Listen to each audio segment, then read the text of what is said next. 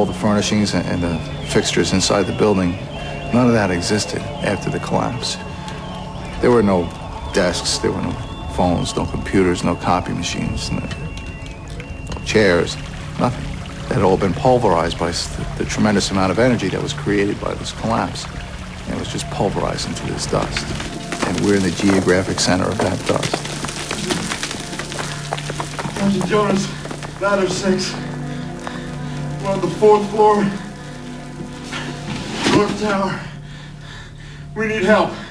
Do you copy? And somebody got on the radio and said, "Where's the North Tower?" Like I looked at my radio, I says, "Where's the North Tower?" I said, "Man, we're in trouble if they don't know where the North Tower is." I had stepped out onto West Street, wondering what could have happened to cause this mess. The ash and the fire trucks twisted up like toys.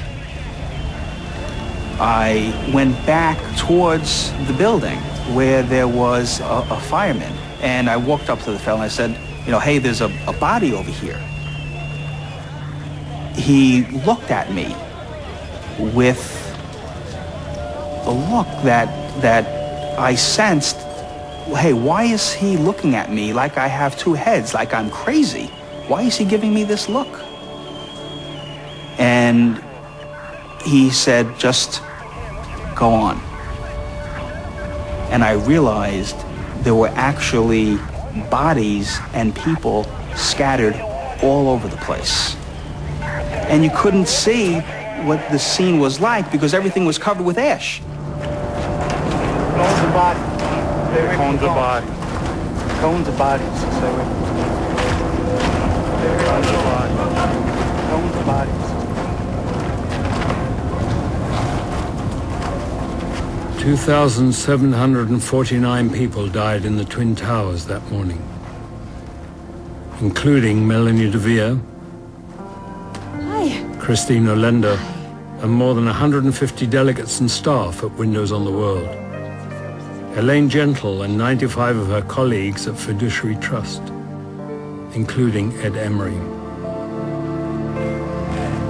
And 84 workers and officials at the Port Authority who looked after the building.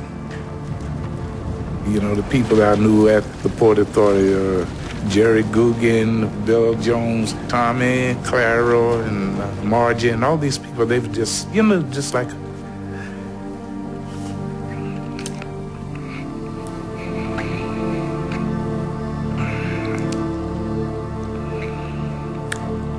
It was just like there was a big family.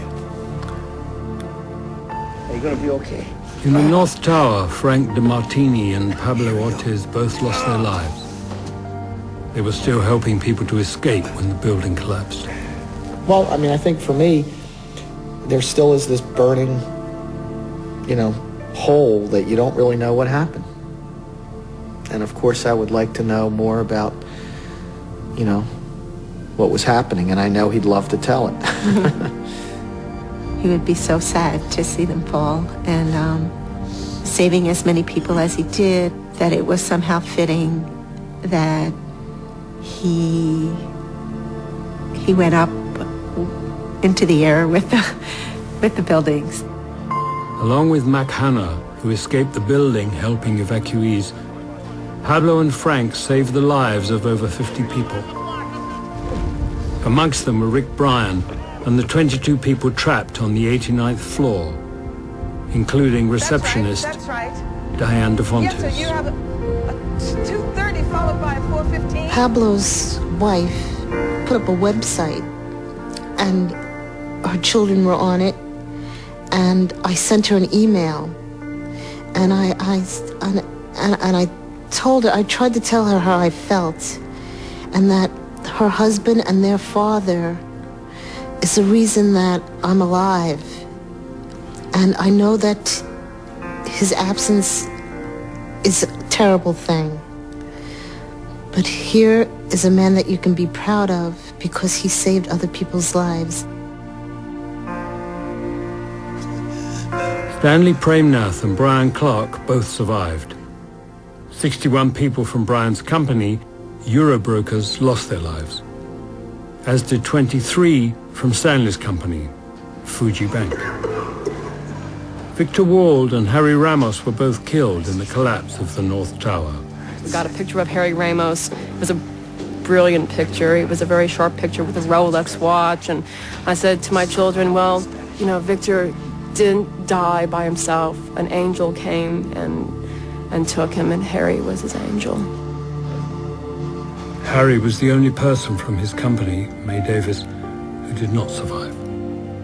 And Hung, you know, he helped to the fullest, and he made a decision he had to leave. And I think that was a better decision to make, because he thought that, you know, he had to think of himself at some point. And he tried to help a man, but if Victor couldn't help himself at a point, he analyzed the situation, he made the decision he had to go. He probably feels bad about it, but he made the correct decision. Harry, if I could talk to you again, I'd like to say we should have left together. The 6 people trapped in elevator 41 all escaped, including Al Smith and Jan Demscher. Can't imagine. I'm short and he's tall. Every day it's with me. It's in my head. There were so many people I knew. Friends, acquaintances, faces in the crowd. And I was there. I survived. But almost 3,000 people didn't. It's hard to escape this memory.